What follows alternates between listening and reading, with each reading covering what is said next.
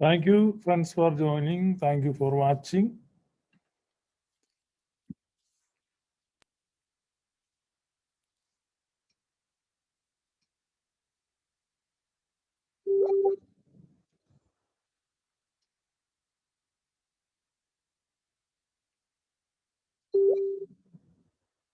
ഇന്ന് രാവിലെ ചെയ്ത ലൈവിൽ നാം ധ്യാനിച്ച വാക്യം എബ്രായ ലേഖനം 6-ാം അധ്യായം 18-ാമത്തെ വാക്യം. അതുകൊണ്ട് ശരണത്തിനായി ഓടി വന്ന നാം ദൈവത്തിന് ഭോഷ്ക് പറയാൻ കഴിയാത്തതും മാറിപ്പോകാത്തതും ആയ രണ്ട് കാര്യങ്ങളാൽ ശക്തിയുള്ള പ്രബോധനം പ്രാപിപ്പാൻ ഇടവരുന്നു. അത് ആത്മാവിന്റെ നങ്കൂരം, ആങ്കർ ഓഫ് സോൾ. ഈ ആങ്കർ ഓഫ് സോളിനെ കുറിച്ചാണ് നമ്മൾ ഇന്ന് രാവിലെ ചിന്തിച്ചത്. അത് കഴിഞ്ഞ് ചില ആളുകൾ അതേക്കുറിച്ച് കൂടുതലായി വിശദീകരണം വേണം എന്ന് പറഞ്ഞു. പ്രത്യേകിച്ച് നമ്മുടെ ബഹുമാന്യ പ്രേക്ഷകൻ റജി പൈലി ആവശ്യപ്പെട്ട് അത് അല്പം കൂടെ എക്സ്പ്ലെയിൻ ചെയ്യണമെന്ന്. ഇനി നമ്മൾ ബിബ്ലിക്കൽ കവനൻസ്, ജനറൽ കവനൻസിനെ കുറിച്ചാണ്. കവനന്റ് എന്ന് പറഞ്ഞാൽ ഉടമ്പടി. നമുക്ക് വളരെ പരിചയമുണ്ട്. നമ്മുടെ നാട്ടിലും ധാരാളം ഉടമ്പടികൾ വെക്കാറുണ്ട്. ഇപ്പൊ ഇവിടുന്ന് കുറച്ച് മണ്ണ് ഒരു കൂനയായിട്ട് കിടക്കുകയാണ്, അത് വെട്ടിക്കോരി അപ്പുറത്ത് കൊണ്ടിടണം. നമ്മൾ കൂലിക്കാളെ നിർത്തി പണിയിപ്പിച്ച് കഴിയുമ്പോൾ ഇവർ പണിയിൽ കള്ളം കാണിക്കുക. അപ്പോൾ നമ്മൾ എന്ത് ചെയ്യാണ്? അവരായിട്ട് ഉടമ്പടി വെക്കുകയാണ്. എന്താണ് ഉടമ്പടി? ഇത്രയും മണ്ണുണ്ട്, ഇത് മുഴുവൻ കോരി അവിടെ കൊണ്ടിടണം. അത് മൊത്തം ഇടുന്നതിന് 3000 രൂപ. അതാണ് ഉടമ്പടി. അപ്പൊ അവരെത്ര ദിവസം പണിത് എത്ര സമയം പണിത് നമുക്ക് ബാധകമല്ല. അവർക്ക് വേണേൽ വേഗത്തിൽ പണി തീർക്കാം. അത് ഉടമ്പടിയാണ്. അപ്പൊ അവിടെ ഒരു കോൺട്രാക്ട് ഉണ്ടാകുകയാണ്. അപ്പൊ അങ്ങനെ നമ്മുടെ നിത്യജീവിതത്തിൽ നമ്മൾ ഇന്നും ഉടമ്പടികൾ ധാരാളമുണ്ട്. വാടക ഉടമ്പടി, നമ്മളൊരു വീട്ടിൽ വാടകയ്ക്ക് താമസിക്കാൻ പോകുന്നു, അതിന് ഉടമ്പടി വെക്കാൻ. അങ്ങനെ ഉടമ്പടികൾ ഇന്നും നമ്മുടെ ദൈനംദിന ജീവിതത്തിൽ പല സ്വഭാവത്തിലുണ്ട്. എന്നാൽ പുരാതന ലോകത്തിലെ ഉടമ്പടികളിൽ നിന്ന് അവ വ്യത്യസ്തമാകുന്നു. കാരണം ഇന്ന് ഉടമ്പടികൾ ഗൗരവ സ്വഭാവമുള്ളത് സർക്കാർ ഗ്യാരണ്ടിയാണ്. ആ മുദ്രപത്രത്തിൽ നമ്മൾ ഉടമ്പടികൾ എഴുതി രജിസ്റ്റർ ചെയ്യുന്നതിലൂടെ സർക്കാർ ഗ്യാരണ്ടി ആകുകയാണ്, മധ്യസ്ഥനാവുകയാണ്. ഉടമ്പടിയുടെ മധ്യസ്ഥൻ സർക്കാരാണ്. അതുകൊണ്ട് ഉടമ്പടി ലംഘനം ഉണ്ടായാൽ കോടതികൾ ഇടപെടുകയാണ്. അതൊക്കെയാണ് ഇന്നത്തെ ഈ സിവിൽ വ്യവഹാരങ്ങളുടെയൊക്കെ അടിസ്ഥാനം. നമ്മൾ അതിലേക്ക് പോകുന്നില്ല. നമ്മൾ പുരാതന ലോകത്തിലെ ഉടമ്പടികളിലേക്കാണ് പോകുന്നത്. പുരാതന ലോകത്തിലെ ഉടമ്പടികൾ, പുരാതന ലോകത്തിലെ ഉടമ്പടികൾ പലതരത്തിൽ. നമുക്ക് പ്രത്യേകിച്ച് ബിബ്ലിക്കൽ കവനൻസ്, ബൈബിളിലെ പ്രധാനപ്പെട്ട ഉടമ്പടികളുണ്ട്. ഒന്ന് ഏദനിക് കവനന്റ് ആണ്, ഏദൻ തോട്ടത്തിൽ ഉണ്ടായ ഉടമ്പടിയാണ്. പിന്നെ ഉള്ള ഉടമ്പടി നമ്മൾ കാണുന്നത് നോഹയുമായിട്ട് ചെയ്യുന്ന ഒരു ഉടമ്പടിയാണ്. നോഹയുമായിട്ട് ചെയ്യുന്ന ഉടമ്പടിയാണ്. പിന്നീട് നമ്മൾ കാണുന്ന ഒരു ഉടമ്പടി അബ്രഹാമുമായിട്ട് ചെയ്യുന്ന ഒരു ഉടമ്പടിയാണ്. പിന്നീട് നമ്മൾ കാണുന്നത് ദാവീദുമായിട്ട് ചെയ്യുന്ന ഉടമ്പടി കാണുന്നുണ്ട്, മോശയുമായിട്ട് ചെയ്യുന്ന ഉടമ്പടി കാണുന്നുണ്ട്. അങ്ങനെ നമ്മൾ ചെറുതും വലുതുമായി പ്രധാനപ്പെട്ട ഉടമ്പടികൾ ഇതൊക്കെയാണ്. അപ്പൊ Edenic covenant, Noahic covenant, Abrahamic covenant, Mosaic covenant and Davidic covenant. ഇതാണ് major covenants of the Bible, അതായത് ബൈബിളിലെ പ്രമുഖ ഉടമ്പടികൾ. പിന്നെ ചെറുതായ പലതരത്തിലുള്ള ഉടമ്പടികൾ. വ്യക്തികൾ തമ്മിൽ ഉള്ള ഉടമ്പടികളുണ്ട്, ധാരാളം ഉടമ്പടികൾ വ്യക്തികൾ തമ്മിൽ. അതിൽ പിന്നെ പല സംസ്കാരത്തിൽ പല രീതിയിലുള്ള ഉടമ്പടികളുണ്ട്. ഒന്ന്, ഒരാളുടെ ചെരുപ്പൂരി മറ്റൊരാൾക്ക് കൊടുക്കുക, അങ്ങനെ ഒരു ഉടമ്പടിയുണ്ട്. പിന്നെയുള്ളത് രണ്ടുപേരുടെ രക്തം തമ്മിൽ കലർത്തുക, അതൊരു ഉടമ്പടിയാണ്. രണ്ടുപേരും വിരൽ മുറിക്കുക, എന്നിട്ട് ആ ബ്ലഡ് തമ്മിൽ മിക്സ് ചെയ്യുക, അത് രക്ത ഉടമ്പടിയാണ്. പിന്നെയുള്ള ഉടമ്പടി ശരീരത്തിൽ വടുക്കൾ സൃഷ്ടിച്ച് സത്യം ചെയ്യുക, അത് ഉടമ്പടിയുടെ മാതൃകയാണ്. പിന്നെയുള്ളത് വസ്ത്രമൂരി കൊടുക്കുകയാണ്. ഇപ്പൊ എൻ്റെ ഒരു വസ്ത്രമൂരി ഞാൻ നിങ്ങൾക്ക് തരുന്നു, നിങ്ങളുടെ ഒരു വസ്ത്രം എനിക്ക് തരും, അത് പരസ്പരമുള്ള വിശ്വാസത്തിന്റെ ഉടമ്പടിയാണ്. പിന്നെ എൻ്റെ ഒരു ബെൽറ്റൂരി നിങ്ങൾക്ക് തരുന്ന, അതൊരു ഉടമ്പടി അന്നത്തെ കാലത്ത് നിലനിന്ന. അരക്കച്ച ഊരി കൊടുത്തു കഴിഞ്ഞാൽ അതിന്റെ അർത്ഥം ഈ അരക്കച്ച ലഭിക്കുന്നയാളെ അരക്കച്ച കൊടുത്തയാൾ സംരക്ഷിച്ചു കൊള്ളാം എന്നുള്ളതാണ്. അതായത് അരക്കച്ച വാങ്ങിയ ആൾക്ക് എന്തെങ്കിലും ഭീഷണിയോ ഉപദ്രവമോ ഉണ്ടായാൽ ഈ അരക്കച്ച നൽകിയ ആൾ ഉടമ്പടി പാലിക്കുന്നത് അതിന്റെ ഭാഗമായിട്ട് അദ്ദേഹത്തെ സംരക്ഷിക്കുവാനോ അദ്ദേഹത്തിന് വേണ്ടി യുദ്ധം ചെയ്യുവാനോ തയ്യാറായിരിക്കും. ഇത്തരത്തിലുള്ള ഒരു ഉടമ്പടി, ഈ വ്യക്തികൾ തമ്മിലുള്ള ഉടമ്പടികളെ നമ്മൾ പരിശോധിക്കുമ്പോൾ അത്തരത്തിലുള്ള ഒരു ഉടമ്പടിയാണ് നമ്മൾ ദാവീദും യോനാഥാനും തമ്മിൽ ഒരു ഉടമ്പടി നമ്മൾ കാണുന്നുണ്ട്. ദാവീദും യോനാഥാനും തമ്മിൽ അവർ തമ്മിലുള്ള ഉടമ്പടിയിൽ ഒന്ന് ശാമൂവേലിന്റെ 1-ാമത്തെ പുസ്തകത്തിലാണ് നമ്മൾ ആ ഉടമ്പടി കാണുന്നത്. അത് വളരെ മനോഹരമായ ഒരു ഉടമ്പടിയുടെ വർണ്ണനയാണ്. പിന്നെ 1 ശമൂവേൽ 20-ാം അധ്യായം 4-ാമത്തെ വാക്യത്തിൽ, അപ്പോൾ യോനാഥാൻ ദാവീദിനോട് നിന്റെ ആഗ്രഹം എന്ത്, ഞാനത് ചെയ്തു തരും എന്ന് പറഞ്ഞു. അപ്പോൾ പിന്നീട് അവരുടെ കാര്യങ്ങളൊക്കെ ദാവീദ് പറയുകയാണ്, വർഷാന്തര യാഗത്തെ പറ്റിയുള്ള ആവശ്യവും ഒക്കെ. യോനാഥന്റെ അപ്പൻ ദാവീദിന്റെ ശത്രുവായിരിക്കുന്ന സ്ഥിതിക്ക് ആശങ്കകൾ ദാവീദ് പങ്കുവെക്കുകയാണ്. 11-ാമത്തെ വാക്യം നോക്കുക. 1 ശമൂവേൽ 20-ാം അധ്യായം 11-ാം വാക്യം. യോനാഥൻ ദാവീദിനോട്, വരിക, നമുക്ക് വയലിലേക്ക് പോകാം എന്ന് പറഞ്ഞു. അവർ ഇരുവരും വയലിലേക്ക് പോയി. പിന്നെ യോനാഥൻ ദാവീദിനോട് പറഞ്ഞത്, ഇസ്രായേലിന്റെ ദൈവമായ യഹോവ സാക്ഷി. യഹോവ സാക്ഷി അല്ല കേട്ടോ, ഇസ്രായേലിന്റെ ദൈവമായ യഹോവ സാക്ഷി, നാളെ ഈ നേരത്തോ മറ്റന്നാളോ എന്റെ അപ്പന്റെ അന്തർഗതം അറിഞ്ഞ് നിനക്ക് ഗുണമെന്ന് കണ്ടാൽ ഞാൻ ആളയച്ച് നിന്നെ അറിയിക്കാതിരിക്കുമോ? ഇനി ഞാൻ ജീവനോട് ഇരിക്കുകയാകുന്നെങ്കിൽ ഞാൻ മരിക്കാതെ യഹോവയുടെ ദയ നീ കാണിക്കേണ്ടത് എന്നോട് മാത്രമല്ല, എന്റെ ഗൃഹത്തോടും നിന്റെ ദയ ഒരിക്കലും അറ്റുപോകരുത്. യഹോവ ദാവീദിന്റെ ശത്രുക്കളെ ഒട്ടൊഴിയാതെ ഭൂതലത്തിൽ നിന്ന് ഛേദിച്ച് കളയും കാലത്തും അറ്റുപോകരുത്. ഇങ്ങനെ യോനാഥൻ ദാവീദിനോട് സത്യം ചെയ്തു.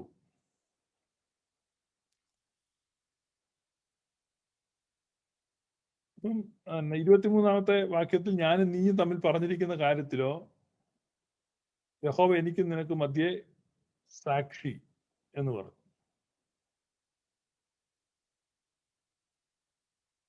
നീ അതിന്റെ നിങ്ങൾ അവിടെ വേറൊരു കാര്യം നിങ്ങൾ നോക്കുക. അതിന്റെ 20-ാമത്തെ വാക്യത്തിൽ, അപ്പോൾ ഞാൻ അതിന്റെ ഒരു വശത്ത് ഒരു ലാക്ക് നെയ്യുന്ന ഭാവത്തിൽ 3 അമ്പയും നീ ചെന്ന് അമ്പ് നോക്കി എടുത്തുകൊണ്ട് വരിക എന്ന് പറഞ്ഞ് ഒരു ബാല്യക്കാരനെ അയക്കും. അമ്പോൾ നിന്ന് ഇപ്പുറത്ത് ഇതാ എടുത്തുകൊണ്ട് വരിക എന്ന് ഞാൻ ബാല്യക്കാരൻ പറഞ്ഞാൽ നീ അവ എടുത്തുകൊണ്ട് വരിക, യഹോവയാണ് നിനക്ക് ശുഭമല്ലാതെ മറ്റൊന്നും വരികയില്ല. ഇവിടെ ദാവീദും യോനാഥാനും തമ്മിൽ ഒരു കവനന്റ് മേക്ക് ചെയ്യുകയാണ്, ഒരു ഉടമ്പടി വെക്കുകയാണ്. ഇത് വ്യക്തികൾ തമ്മിലുള്ള ഉടമ്പടിയുടെ ഒരു ഉദാഹരണമാണ്. ധാരാളം ഉടമ്പടികളെ നമുക്ക് കാണാൻ പറ്റും വ്യക്തികൾ തമ്മിൽ.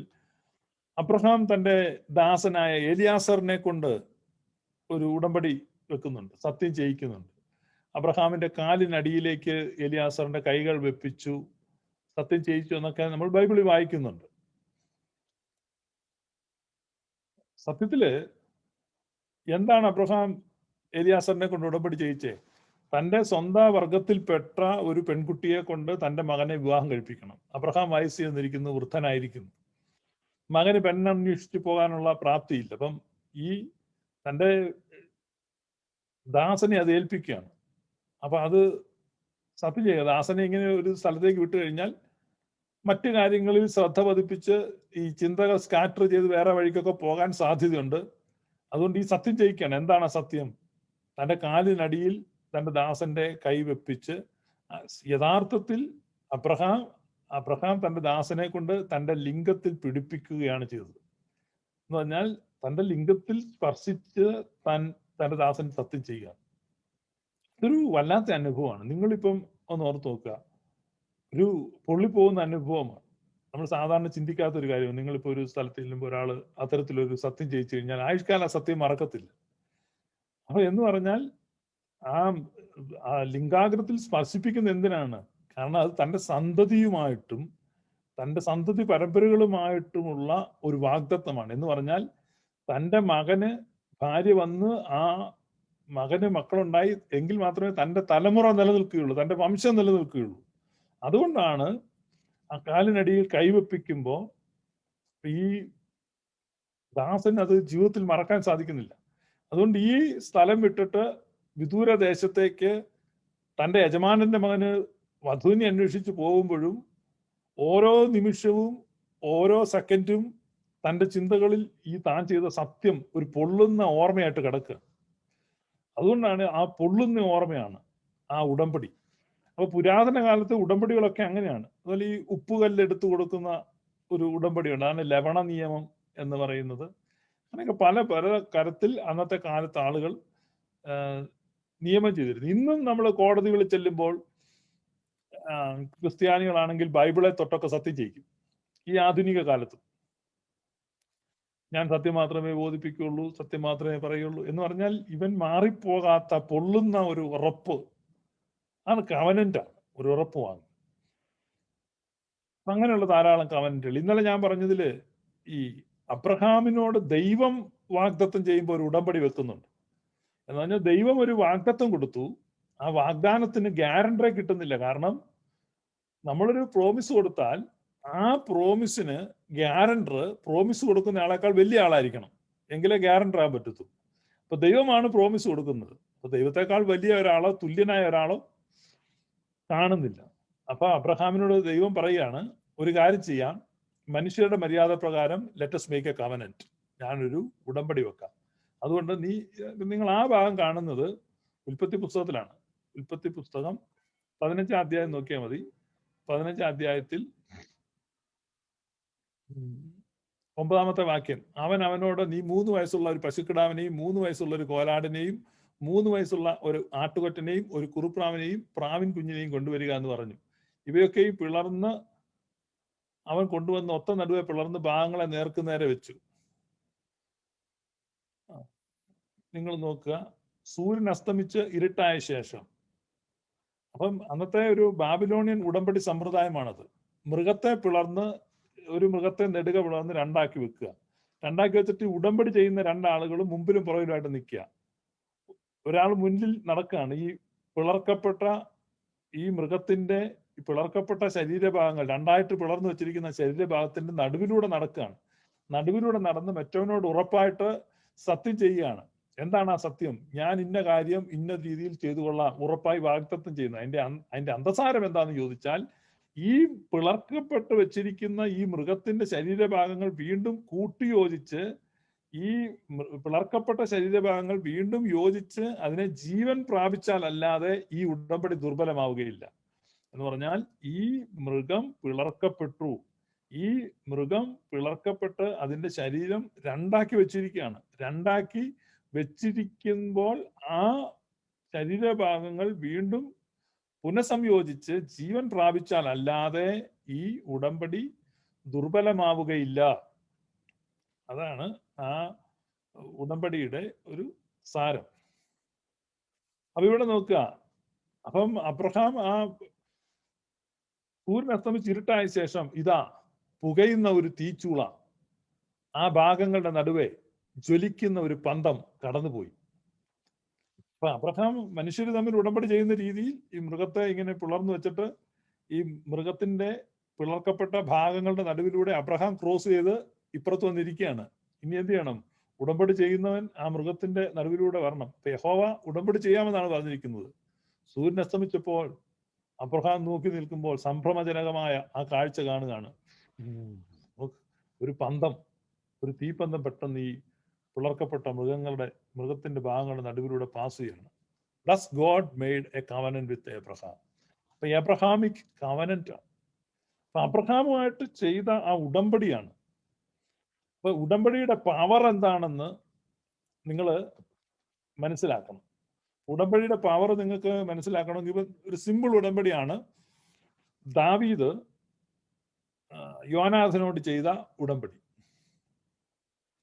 ദാവീദ് യോനാഥനോട് ചെയ്ത ഉടമ്പടി നമ്മൾ കാണുന്നത് ഇപ്പൊ 1 ശമൂവേൽ 20 അധ്യായത്തിലാണ്. അവിടെ അത് കഴിഞ്ഞപ്പോൾ നമുക്കറിയാം ശൗലിന്റെ കുടുംബം എല്ലാം കൊല്ലപ്പെട്ടു, എല്ലാവരും നശിച്ചു. എല്ലാവരും നശിച്ചു കഴിഞ്ഞപ്പോ ദാവീദ് അധികാരത്തിൽ വന്നു.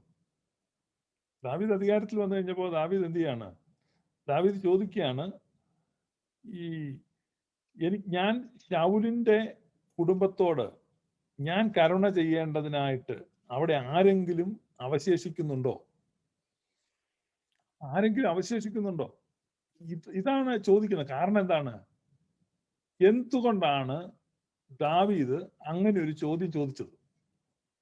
ആ ചോദ്യം എന്തുകൊണ്ട് ചോദിച്ചു എന്നുള്ളതിന്റെ ഉത്തരം നമുക്ക് കിട്ടണമെങ്കിൽ അത് ഈ 1 ശമൂവേൽ 20-ാം അധ്യായത്തിലാണ് കാണുന്നത്. ഇപ്പൊ 2 ശമൂവേൽ 9-ാം അധ്യായം നിങ്ങൾ നോക്കുക. 2 ശമൂവേൽ 9-ാം അധ്യായം 1-ാമത്തെ വാക്യം. അനന്തരം ദാവീദ്, ഞാൻ യോനാഥന്റെ നിമിത്തം ദയ കാണിക്കേണ്ടതിന് ശൗലിന്റെ കുടുംബത്തിൽ ആരെങ്കിലും ശേഷിച്ചിരിക്കുന്നുവോ എന്ന് അന്വേഷിച്ചു. നിങ്ങൾ ഇനി വളരെ ശ്രദ്ധിക്കണം.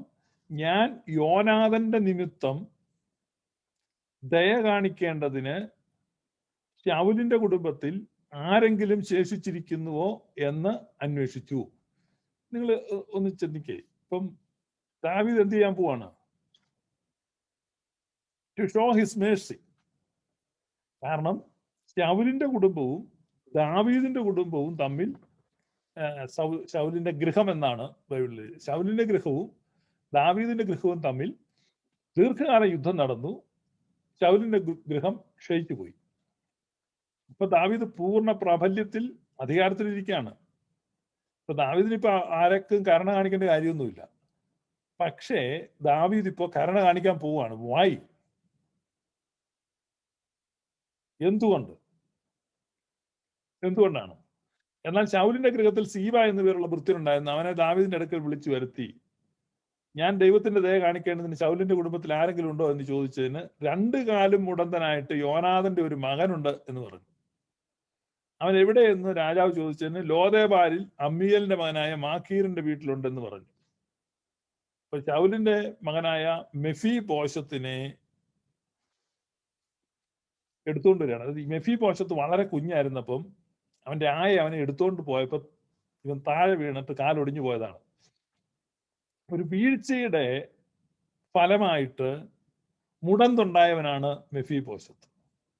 മനുഷ്യവർഗം ഒരു വീഴ്ചയുടെ ഫലമായി മുടന്തിയവരാണ്. We all are crippled because of a fall of Adam.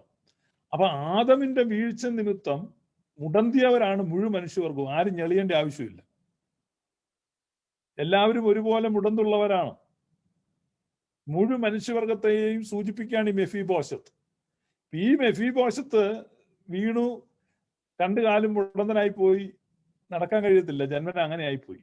വളരെ ചെറുപ്പത്തിൽ സംഭവിച്ചാണ്. ജന്മന അങ്ങനെ ആയിരുന്നില്ല, പക്ഷെ വളരെ പിറന്നപ്പോൾ തന്നെ എടുത്തുകൊണ്ട് പോയപ്പോൾ താഴെ വീണു. ഒരു വീഴ്ചയുടെ ഫലമായി മുടന്തിപ്പോയി. അപ്പൊ ഈ മുടന്തനായ മെഫീബോശത്ത് ഇപ്പൊ ദാവീദിന്റെ അടുത്ത് വന്നിട്ട് സാഷ്ടാംഗം വീണ് നമസ്കരിച്ചു. ദാവീദ് മെഫീബോശത്തെ എന്ന് വിളിച്ചതിന് അടിയൻ എന്ന് അവൻ പറഞ്ഞു. ദാവീദ് അവനോട് ഭയപ്പെടേണ്ട. വൈ? നിന്റെ അപ്പനായ യോനാഥന്റെ നിമിത്തം നിന്നോട് ദയ കാണിക്കും. Not because of you. നിന്നിൽ വെറുതെ അങ്ങ് സഹതാപം തോന്നുന്നല്ല, ഒരു റീസൺ ഉണ്ട്.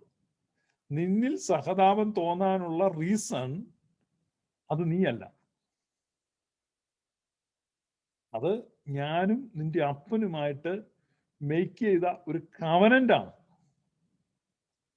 Because of the covenant I made with your father. അപ്പൊ കവനന്റിന്റെ പവർ നിങ്ങൾ നോക്ക്.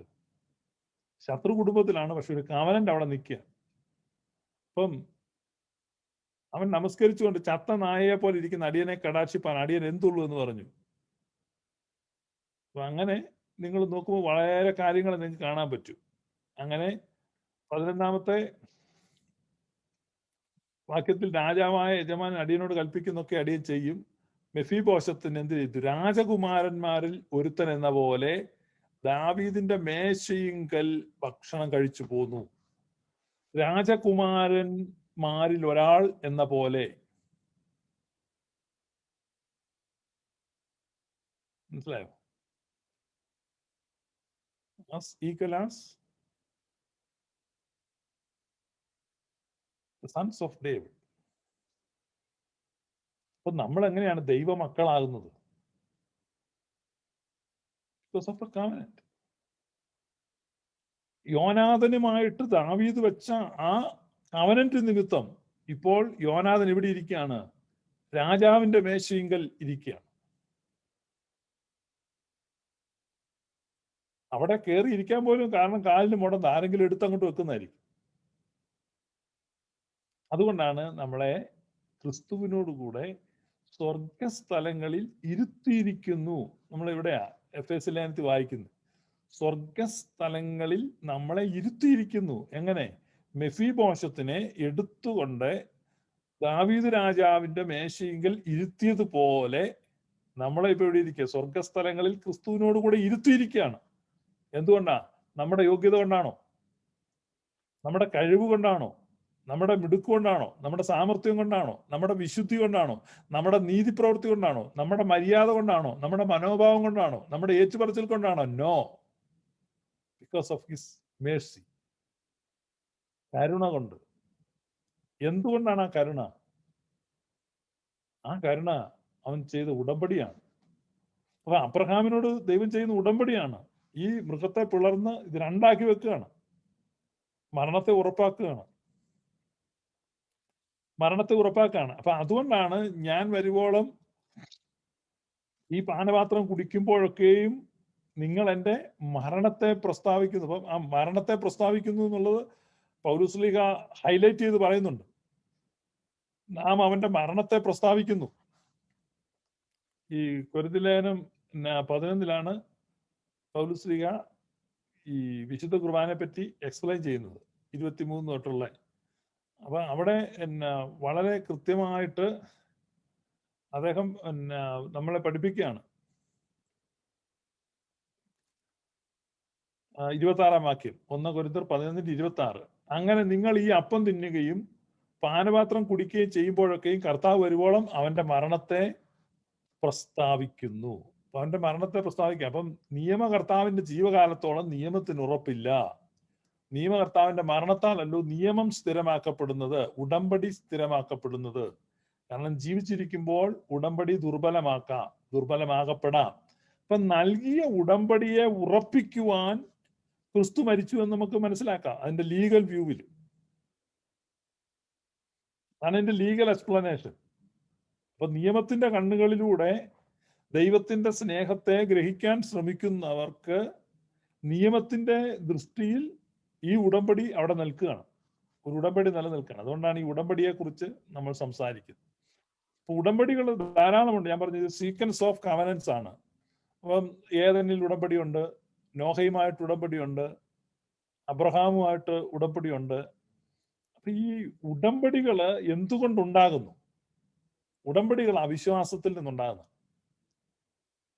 ഞാനിപ്പോ ഇതേ കുറിച്ച് ഇങ്ങനെ പറഞ്ഞുകൊണ്ടിരിക്കുക വളരെ ഗ്രേറ്റ് തിങ് ആയിട്ടൊക്കെ നിങ്ങൾക്ക് തോന്നുന്നു, വണ്ടർഫുൾ. പക്ഷെ ആക്ച്വലി ഉടമ്പടി എന്താണ് നെസസിറ്റേറ്റ് ചെയ്യുന്ന? എന്താണ്? നമ്മുടെ അൺബിലീഫാണ്.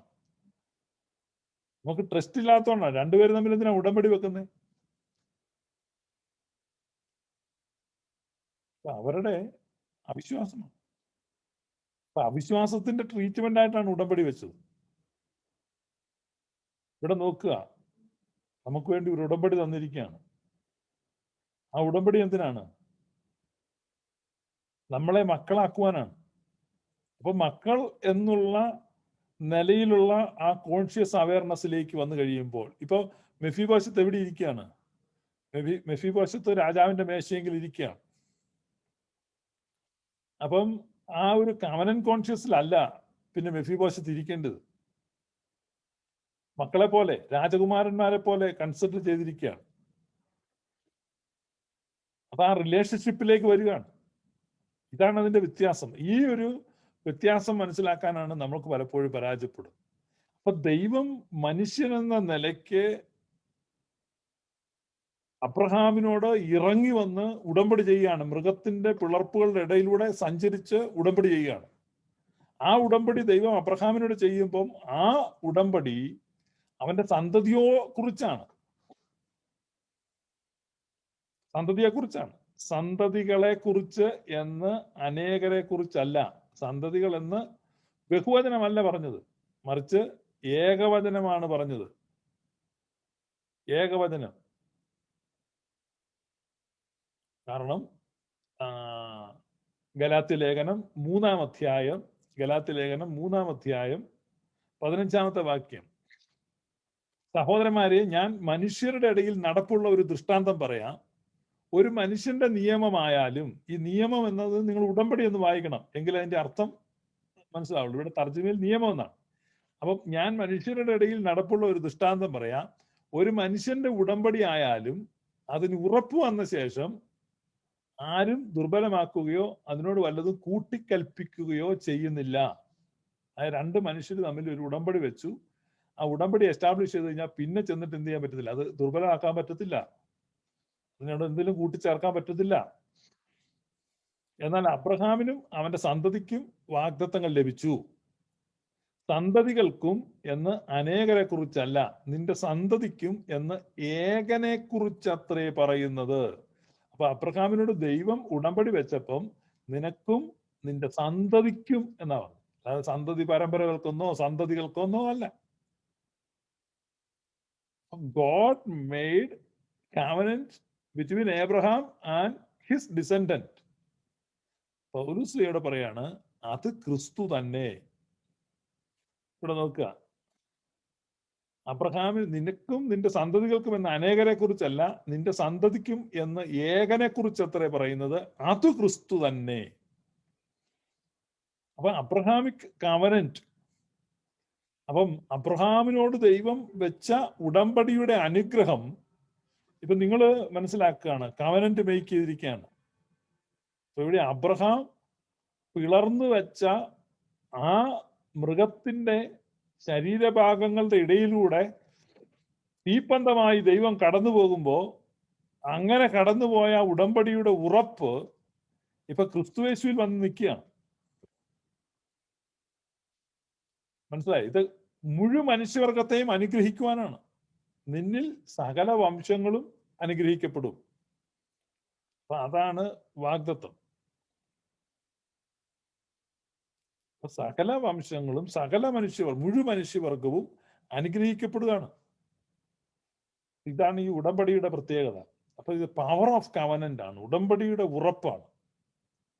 അപ്പൊ ഈ പല വിധത്തിലുള്ള ഉടമ്പടികളെ കുറിച്ച് ഞാൻ പറഞ്ഞ, അന്നത്തെ പുരാതന ലോകത്തിൽ നിലനിന്നിരുന്ന ധാരാളം തരത്തിലുള്ള ഉടമ്പടികൾ, അവയെക്കുറിച്ചാണ് നമ്മൾ പറഞ്ഞുകൊണ്ടിരുന്നത്. അപ്പൊ അതിൽ ഏറ്റവും പ്രധാനപ്പെട്ട, നമ്മളെ സംബന്ധിച്ച് ബൈബിളിന്റെ ഏറ്റവും കേന്ദ്ര വിഷയമായിരിക്കുന്ന മനുഷ്യവർഗത്തിന്റെ വീണ്ടെടുപ്പ് എന്നുള്ള വിഷയമാണ്. ഇവിടെ യേശു കർത്താവ് നമ്മളോട് അവസാനത്തെ ഉടമ്പടി വെക്കുകയാണ്. ആ ഉടമ്പടിയുടെ പാനപാത്രമാണ് എടുത്തു നീട്ടിട്ട് പറഞ്ഞത്, ഇത് പുതിയ ഉടമ്പടിയിലെ അവസാനത്തെ എന്നാണ് യഥാർത്ഥത്തിൽ വായിക്കേണ്ടത്. ലാസ്റ്റ് കവനന്റ്, അവസാനത്തെ ഉടമ്പടിയിലെ എൻ്റെ രക്തം ആകുന്നു. കാരണം ഉടമ്പടി ഉറപ്പിക്കുകയാണ്, രക്തം പുതിയ ഉടമ്പടിയാണ്. പുതിയതെന്നുള്ളതിനേക്കാൾ ഉപരിയായിട്ട് അവസാനത്തെ ഉടമ്പടി എന്ന് പറയുന്നതാണ് തികച്ചും ശരി. കാരണം ഇനി പുതിയൊരു ഉടമ്പടി, ഇനിയൊരു ഉടമ്പടിയില്ല. കാരണം ഇത് മുഴുവൻ മനുഷ്യവർഗത്തിന് വേണ്ടിയും ദൈവം മനുഷ്യവർഗത്തോട് വെക്കുന്ന ഉടമ്പടിയാണ്. ആ ഉടമ്പടിയിലേക്കാണ് നാം പ്രവേശിച്ചിരിക്കുന്നത്. അപ്പം വെച്ചിരിക്കുന്ന ഉടമ്പടി എന്ന് പറഞ്ഞു കഴിഞ്ഞാൽ, ഈ മെഫീബോശത്ത് എന്ന് പറയുന്ന ആ ആള്, അല്ലെങ്കിൽ ആ മുടന്തൻ, അല്ലെങ്കിൽ ആ അയോഗ്യൻ, അല്ലെ അവന്റെ തന്നെ ഭാഷയിൽ പറഞ്ഞ വെറും നായത്തല. അപ്പൊ ആ വെറും നായത്തലയായിരിക്കുന്ന മെഫീബോശത്ത് അറിഞ്ഞ കാര്യമല്ല. ലോദേബാരിൽ കിടക്കുക. ലോദേബാർ എന്ന് പറഞ്ഞാൽ വരണ്ട ദേശമാണ്, ഒന്നും കഴിക്കാനും ഇല്ല, കുടിക്കാനും ഇല്ല. ഇന്ന് നമുക്കറിയാം, ഈ മിഡിൽ ഈസ്റ്റ് പ്രദേശങ്ങളിലൊക്കെ ഉള്ള ആ ഭൂമിശാസ്ത്രമൊക്കെ അറിയാവുന്നവരാണ് മലയാളികൾ. അപ്പൊ അതുപോലെ വരണ്ട, വളരെ അപൂർവമായ ചില വൃക്ഷങ്ങളും ചെറിയ നീർച്ചോലയും ഒക്കെ ഉള്ള ഊഷര ഭൂമിയിൽ, ഫലഭൂയിഷ്ടമല്ലാത്ത, വളരെ കഷ്ടതയുള്ള ആ വരണ്ട ഭൂമിയിൽ രണ്ടു കാലും മുടന്തുള്ളവനായി, പ്രതീക്ഷകളില്ലാതെ, പ്രത്യാശയില്ലാതെ, മരണം മാത്രം പ്രതീക്ഷിച്ച് കഴിയുന്ന ഈ മെഫീബോശത്തിന് ഒരു ഗുഡ് ന്യൂസ് കിട്ടുകയാണ്. രാജാവ് നിന്നെ വിളിക്കുന്നു. ഭയന്നു പോയി. എന്തിനാണ്? കൊല്ലാനായിരിക്കും. കാരണം തന്റെ കുടുംബം മുഴുവൻ കൊല്ലപ്പെട്ടു. അവിടെ ചെല്ലുമ്പോഴാണ് ആ ഗുഡ് ന്യൂസ് കേൾക്കുന്നത്. ഞാൻ നിന്റെ അപ്പനുമായി ഒരു ഉടമ്പടി വെച്ചിട്ടുണ്ട്. കവനന്റ്. ദൈവം മനുഷ്യവർഗത്തോട് ഏതൻ പർദീസ മുതൽ വെച്ച ഉടമ്പടികളുടെ ഒരു നീണ്ട പരമ്പരയുണ്ട്. ആ പരമ്പരയുടെ അവസാനമായിട്ട് ദൈവ മനുഷ്യവർഗത്തോട് ചെയ്തിരിക്കുന്ന ഏറ്റവും അവസാനത്തെ ഉടമ്പടി, അതാണ് കാൽവരിയിൽ നമ്മൾ കാണുന്നത്. അതാണ് ഇന്ന് പരിശുദ്ധ മദ്ബഹായിൽ നമ്മൾ കാസായി പിലാസായുമായിട്ട് കാണുന്നത്. നിങ്ങൾ അപ്പോൾ വിശുദ്ധ കുർബാന ചെല്ലുമ്പോൾ അവിടെ എഴുന്നള്ളിച്ച് വെച്ചിരിക്കുന്ന കാസായിലും പിലാസയിലേക്കും നോക്കുമ്പോൾ നിങ്ങൾ കാണുന്നത് ദൈവം നിങ്ങളോട് ചെയ്തിരിക്കുന്ന മാറ്റമില്ലാത്ത നിയമമാണ്. ദുർബലമാക്കുവാനോ കൂട്ടിച്ചേർക്കുവാനോ കഴിയാത്ത ആ മഹാനിയമം, ആ പുതിയ ഉടമ്പടി, ആ അവസാനത്തെ ഉടമ്പടി. ആ അവസാനത്തെ ഉടമ്പടിയിൽ നിങ്ങൾ ഉൾപ്പെട്ടിരിക്കുന്നു. Not because of you. ഒരു ഉടമ്പടിയിൽ ഈ മെഫീബോശത്ത് ഉൾപ്പെട്ടിരിക്കുന്ന എങ്ങനെയാണ്? അവന്റെ ക്രെഡിറ്റ് കൊണ്ടല്ല, മെറിറ്റ് കൊണ്ടല്ല, കഴിവ് കൊണ്ടല്ല, ഒന്നുമല്ല. Mercy of God. അപ്പൊ ദൈവത്തിന്റെ കാരുണ്യത്താൽ ഇപ്പൊ മെഫീബോശത്ത് ആ മേശയിൽ ഇരിക്കുന്നത് പോലെയാണ് നമ്മൾ ദൈവരാജ്യത്തിൽ ഇരിക്കുന്നത്. മെഫീബോശത്ത് എങ്ങനെയാണ് മേശയിൽ ഇരിക്കുന്നത്? മെഫീബോശത്ത് ഒന്നും ചെയ്തിട്ടില്ല. അതുപോലെ നമ്മെ ഇരുത്തിയിരിക്കുകയാണ്. അവിടെയാണ് നമ്മൾ ഈ കരുണയെ സംബന്ധിച്ച് എപ്പോഴും നമ്മളൊരു ആ കോൺഷ്യസ്നെസ് ഉള്ള, ആ കരുണയെ സംബന്ധിക്കുന്ന അവബോധമുള്ളവരായിരിക്കും. അതുകൊണ്ടാണ് സുറിയാനി സഭയുടെ പ്രാർത്ഥനകളിൽ ഈ കരുണയ്ക്ക് എപ്പോഴും പ്രാധാന്യം കൊടുക്കുന്നത്. കാരണം ഇതെന്തുകൊണ്ടല്ല, ഇത് നമ്മുടെ കഴിവുകൊണ്ടല്ല, ഇത് നമ്മുടെ യോഗ്യത കൊണ്ടല്ല, ഇത് നമ്മുടെ പെർഫോമൻസ് കൊണ്ടല്ല, ഇത് നമ്മുടെ അപ്പിയറൻസ് കൊണ്ടല്ല, ഇത് നമ്മുടെ പേഴ്സണാലിറ്റി കൊണ്ടല്ല, ഇത് നമ്മുടെ ഒന്നും കൊണ്ടല്ല. It's just because of his Mercy. അത് സാധ്യമാകുന്നത്, അത് നമ്മളെ ബോധ്യപ്പെടുത്തുന്ന എന്താണ്? ഒരു കവനന്റ് ഉണ്ട്, പക്ഷെ അവന്റെ കാരുണ്യമാണ്. ആ കാരുണ്യം എന്തിനാണ്? എല്ലാ നിയമങ്ങളെയും അല്ലെ എല്ലാ ഉടമ്പടികളെയും ഉല്ലംഘിച്ച് ഒഴുകുന്ന ദൈവസ്നേഹം. നിങ്ങൾ മനസ്സിലാകുന്നുണ്ട്? അതായത് ഈ ഉടമ്പടികളെ എന്തിനു വെച്ചു? ദൈവം നമ്മോട് കരുണ കാണിക്കുന്നത്, ദൈവം നമ്മെ സ്നേഹിക്കുന്നത് ഈ ഉടമ്പടി നിമിത്തമാണോ? ഒരിക്കലും അല്ല. ഉടമ്പടി നിമിത്തം ദൈവം കുരുങ്ങിപ്പോകുകയോ എനിക്ക് പറയാൻ പറ്റില്ല. അല്ല, ദൈവത്തിന്റെ സ്നേഹത്തെ അല്ലെ ദൈവത്തിന്റെ കാരുണ്യത്തെ നമുക്ക് അണ്ടർസ്റ്റാൻഡ് ചെയ്യാൻ പറ്റുന്നില്ല, നമുക്ക് കോംപ്രിഹെൻഡ് ചെയ്യാൻ, നമുക്ക് ഗ്രഹിക്കാൻ കഴിയുന്നില്ല. അപ്പൊ ആ ഗ്രഹിക്കാൻ കഴിയാത്ത ദൈവസ്നേഹത്തെ നമ്മെ ഗ്രഹിപ്പിക്കുവാൻ നമ്മുടെ നിലവാരത്തിൽ ഒരു കവനന്റിനെ വെക്കുകയാണ്. അപ്പൊ ഈ കവനന്റ് എന്തിനാണ്? ഈ മഹാസ്നേഹത്തെ ഗ്രഹിക്കുവാൻ. ഈ വിശുദ്ധ കുർബാന എന്തിനാണ് അവിടെ ഇരിക്കുന്നത്? ഒറ്റ പർപ്പസേ ഉള്ളൂ. ഉലകസ്ഥാപനത്തിന് മുമ്പ് നിന്നെ സ്നേഹിച്ച ആ സ്നേഹത്തെ നീ ഗ്രഹിക്കുവാൻ.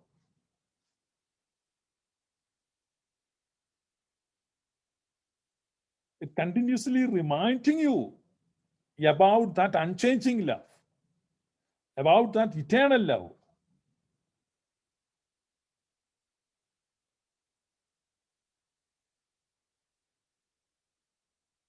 ലോകസ്ഥാപനത്തിന് മുമ്പ് പുത്രനെ സ്നേഹിച്ച സ്നേഹം, ലോകസ്ഥാപനത്തിന് മുമ്പ് പിതാവ് പുത്രനെ സ്നേഹിച്ച ആ സെയിം സ്നേഹം, യാതൊരു ക്വാളിറ്റിയും മാറാതെ, ഒട്ടും ഗ്രേഡ് കുറയാതെ അതേ സ്നേഹം ഈ പിതാവ് നിന്നോട് കാണിക്കുന്നു. നമുക്കത് വിശ്വസിക്കാൻ പറ്റുന്നില്ല. കാരണം ഞാൻ എന്തോന്നിനാൽ ഇത് വിശ്വസിക്കും?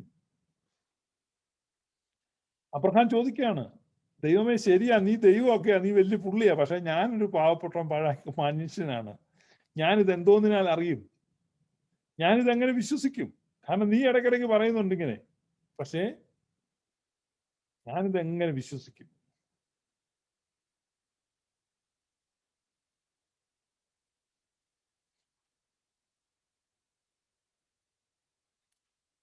ദൈവമേ നീ എനിക്ക് എന്ത് തരും?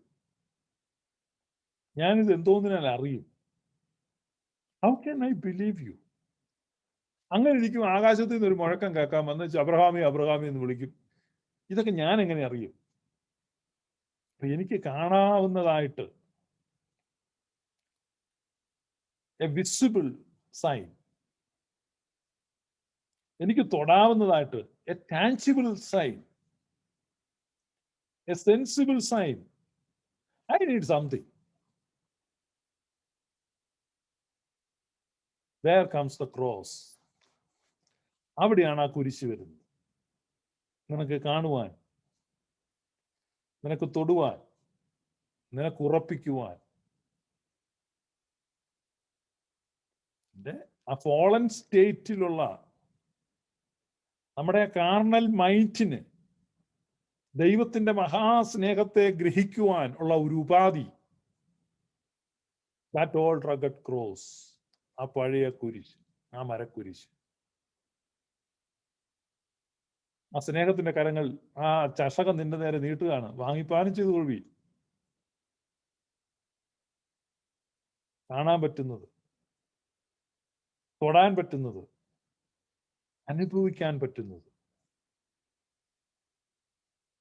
നമ്മുടെ മർത്യതകളിലേക്ക്, നമ്മുടെ പരിമിതികളിലേക്ക്, നമ്മുടെ ലിമിറ്റേഷൻസിലേക്ക് അൺലിമിറ്റഡ് ഗോഡ് വരികയാണ്. Covenant making. It's not because of a covenant. ഇവിടെ ഞാൻ വരുന്നത്, നമ്മുടെ ചിന്ത വരുന്നത്, ഇപ്പൊ നിങ്ങൾക്ക് ആ കവനന്റിന്റെ സ്ഥാനം മനസ്സിലാണോ? കവനന്റ് കൊണ്ടല്ല, കവനന്റ് നമുക്ക് വേണ്ടിയാണ്. It is because of us. നമ്മൾ നിമിത്തമാണ് ഈ കവനന്റ്, ദൈവം നിമിത്തമല്ല. ക്രോസ് നമ്മൾ നിമിത്തമാണ്, ദൈവം നിമിത്തമല്ല. It was not a requirement of God.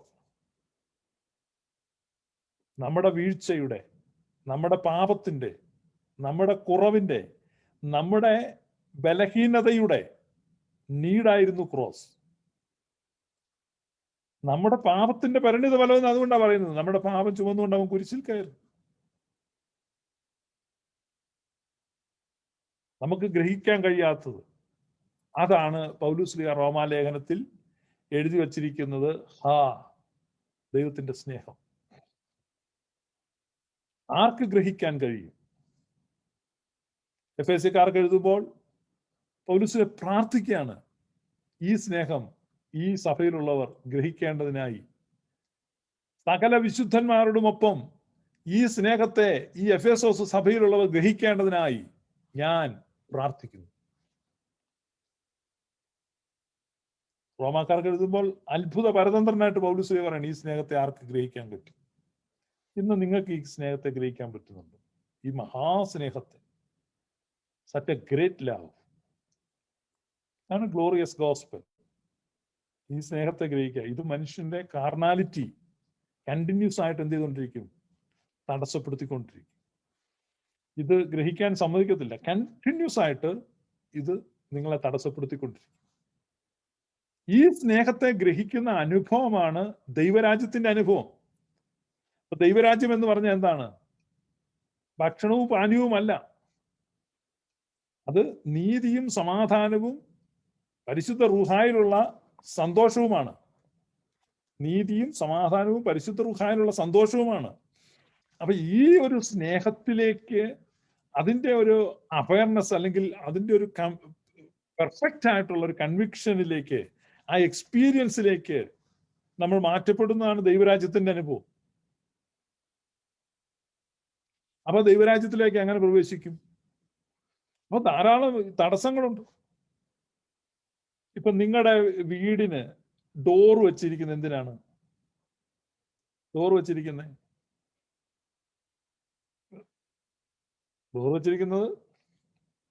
കള്ളൻ കയറാതിരിക്കാനൊന്നുമില്ല. കാരണം കള്ളൻ വേണം കയറാം. കൊള്ളക്കാർ കയറാതിരിക്കാനുണ്ട്. കാരണം കൊള്ളക്കാർക്കും കയറാം. ദുർബലർക്ക് വേണ്ടിയാണ് ഡോർ, ബലവാന്മാർക്ക് വേണ്ടിയല്ല. കാരണം ബലവാന്മാരുടെ മുമ്പിൽ ഒരു ഡോറും നിലനിൽക്കത്തില്ല, ഒരു തടസ്സങ്ങളും നിലനിൽക്കത്തില്ല. കാറ് മോഷ്ടിക്കുന്നവരുണ്ടല്ലോ, 10 സെക്കൻഡ് വേണ്ട ഒരു കാറ് തുറന്ന് സ്റ്റാർട്ട് ചെയ്തുകൊണ്ട് പോകാൻ. നമ്മൾ ഈ കാറ് ലോക്ക് ചെയ്തിട്ട് ചില ആളുകൾ ഞെക്കിയിട്ട് പിന്നെ പുറകെ തിരിച്ചു വന്നിട്ട് വീണ്ടും വലിച്ചൊക്കെ നോക്കുന്നതാണ്. ശരി, കാർ മോഷ്ടാക്കളൊന്നും അതൊന്നും ഒരു കാര്യമല്ലോ. ചുമ്മാ ഈ കാക്കിരി കുക്കിരി പിള്ളേരെ തൊഴിൽ നടക്കുന്ന അവര് ഡോറ് തുറക്കാതിരിക്കാൻ കൊള്ളാമെന്നല്ലാതെ മോഷ്ടാക്കൾ വന്നാൽ അവരെ സ്റ്റോപ്പ് ചെയ്യിക്കാനൊന്നും പറ്റത്തില്ല. നമ്മൾ മനസ്സിലാക്കേണ്ടത്, ഇപ്പം നമ്മൾ ബൈബിളിൽ നമ്മുടെ ഇടർച്ചയ്ക്ക് വേണ്ടി ഇപ്പം നമ്മൾക്ക് തടസ്സങ്ങൾ, അല്ലെ, ഹർഡിൽസ് ആയിട്ട് പല സംഗതികൾ കാണാം. അപ്പൊ എന്നോട് പല ആളുകളും വന്നിട്ട് ചോദിക്കാറുണ്ട്, അതാണ് അവിടെ അങ്ങനെ ഒരു വാക്യം കിടക്കുന്നു, ഇവിടെ ഇങ്ങനെ ഒരു വാക്യം കിടക്കുന്നു. അപ്പൊ ഞങ്ങൾ എന്ത് ചെയ്യും? ഇവിടെ ഇങ്ങനെ ഒരു വാക്യം. അപ്പം ആ വാക്യം കാണുമ്പോൾ ഈ ദൈവത്തിന്റെ മഹാസ്നേഹത്തെ ഗ്രഹിക്കുന്നതിൽ നിങ്ങൾ എന്ത് ചെയ്യാണ്? പരാജയപ്പെട്ടു പോവാണ്. അയ്യോ, ഇവിടെ ഒരു വാക്യമുണ്ട്. നിങ്ങൾ ദൈവത്തിന്റെ സ്നേഹത്തെ ഗ്രഹിച്ച് ആ ദൈവത്തിന്റെ സ്നേഹത്തിന്റെ ജ്വലനത്തിന്റെ ശക്തിയാൽ തടസ്സങ്ങളെ, ഹാർഡിൽസിനെ എല്ലാം തട്ടി മാറ്റിയിട്ട് പോവാണ്. വിശുദ്ധ മത്തായി ശ്ലീഹായുടെ സുവിശേഷം 11-ാമത്തെ അധ്യായം 12-ാമത്തെ വാക്യം നിങ്ങൾ വായിക്കാം. മാത്യു 11:12. യോഹന്നാൻ സ്നാപകന്റെ നാളുകൾ മുതൽ ഇന്നേ വരെ സ്വർഗരാജ്യത്തെ ബലാത്കാരം ചെയ്യുന്നു, ബലാത്കാരികൾ അതിനെ പിടിച്ചടക്കുന്നു. മനസ്സിലായോ? സ്വർഗരാജ്യം നീ ബലാത്കാരം ചെയ്യണം. ചുമ്മാ നിന്റെ തലയിലോട്ട് വന്ന് പൊത്തോന്ന് വീഴ. കാരണം ഈ സ്നേഹത്തെ ഗ്രഹിച്ചറിയുന്നതിന് നിനക്ക് പല തടസ്സവും കാണും. അവിടെ ഒരു വാക്യം ഇരിപ്പുണ്ട്, ഇവിടെ ഒരു വാക്യം ഇരിപ്പുണ്ട്, പിന്നെ പ്രാർത്ഥനാ പുസ്തകത്തിൽ ഒരു കുറിപ്പ് ഇരിപ്പുണ്ട്, ഇതൊക്കെ ഇരിപ്പുണ്ട്. അതൊക്കെ കാണും, നീ പേടിച്ചാണ് നിൽക്കുന്ന നിൽക്കും. ബലാത്കാരികളുണ്ടല്ലോ, no door can stop them, no hurdles can slow them. ഒരു തടസ്സവും ഇല്ല. അങ്ങനെ നിൽക്കത്തില്ല. ഞാൻ ശിശുവായിരുന്നപ്പോൾ ശിശുവിനെ പോലെ ചിന്തിച്ചു, ഞാൻ മുതിർന്നു കഴിഞ്ഞപ്പോഴോ ശിശുവിനുള്ളത് ത്യജിച്ചു കളഞ്ഞു, തട്ടി തൂരോട്ട് കളഞ്ഞു. ദൈവസ്നേഹത്തിന്റെ revelation, revelation of God's love. അവകാശി ശിശുവായിരിക്കുന്നിടത്തോളം അവൻ ദാസനേക്കാൾ ഒട്ടും വിശേഷതയുള്ളവനല്ല. Is not even better than a servant, is just like a servant. പക്ഷെ നമ്മളോ ദാസ്യത്വത്തിന്റെ ആത്മാവിനെ അല്ല, പുത്രത്വത്തിന്റെ ആത്മാവിനെ പ്രാപിച്ചിരിക്കുന്നു. അതുകൊണ്ട് നാം അബ്ബാ പിതാവേ എന്ന് വിളിക്കുവാൻ, ഫാദർ, ഡാഡ്, അപ്പാ എന്ന് ദൈവത്തെ വിളിക്കുവാൻ ഉള്ള ആത്മാവ്. അവിടെ no more hurdles, no more closed doors, no hindrances. നമ്മെ തടയുന്നൊന്നുമില്ല, മന്ദീഭവിപ്പിക്കുന്നൊന്നുമില്ല, ഗതി സാവധാനത്തിലാക്കുവാനൊന്നുമില്ല, പിന്നോട്ട് വലിക്കുവാനൊന്നുമില്ല. ബലാത്കാരികൾ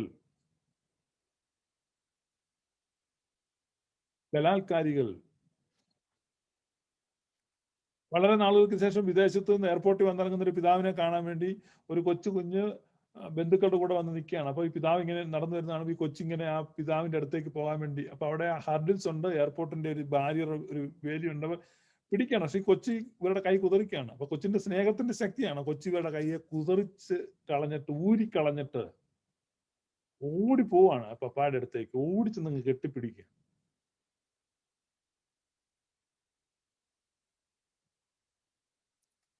ആ കൂടെ തന്നെ അന്ന് അയൽപക്കത്തിൽ നിന്ന് ഒരു കൊച്ചുകൂടെ വന്നിട്ടുണ്ട്. പക്ഷെ ആ കൊച്ചങ്ങനെ ഓടത്തില്ല. ആ കൊച്ചങ്ങനെ പൊട്ടങ്ങാട്ടപ്പെട്ട പ്രാർത്ഥന നോക്കി, അതും നോക്കി, ഇതും നോക്കി, അവിടെ നോക്കി, ഇവിടെ നോക്കി, എല്ലാം ചുറ്റി നടക്കും.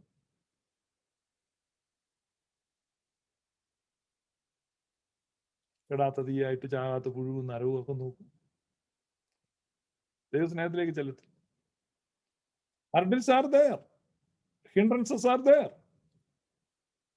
there are so many closed doors. പക്ഷേ ബലാത്കാരികൾ സ്വർഗരാജ്യത്തെ ബലാത്കാരം ചെയ്യും. ഈ ഒരു കാര്യത്തിൽ മാത്രം ഞാൻ പറഞ്ഞു, നിങ്ങൾ ഒരു ബലാത്കാരിയാണോ? സ്വർഗരാജ്യത്തിന്റെ വെളിപ്പാടകലെ അടഞ്ഞ കതകുകളുടെ മുമ്പിൽ നിരാശനായി, നിസ്സഹായനായി, അനിശ്ചിതത്വത്തിന്റെ അന്ധകാരത്തിൽ ഉഴറുകയാണോ നിങ്ങൾ? കഥ തള്ളി തുറക്കാൻ പറ്റുമോ? നിങ്ങളുടെ അകത്ത് ആ സ്നേഹത്തിന്റെ ജ്വാല തെളിയുന്നുണ്ടോ? ആ വെളിച്ചമാണ് 2000 വർഷം മുമ്പ് ആട്ടിടയന്മാരെ ചുറ്റി മിന്നിയത്. സർവ്വജനത്തിനും ഉണ്ടാകാനുള്ള ഒരു മഹാസന്തോഷം ഞങ്ങൾ നിങ്ങളോട് സുവിശേഷിക്കുന്നു.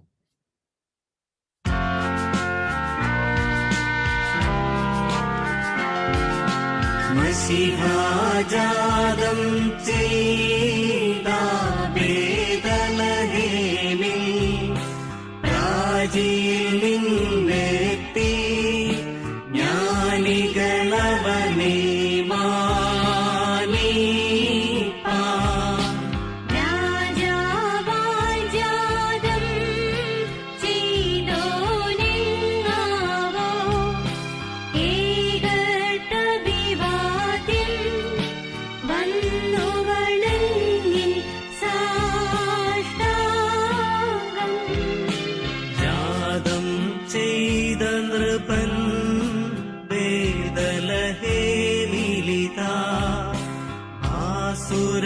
ആസുരമാതാരം സൂരികളെ അറിയിച്ചേവം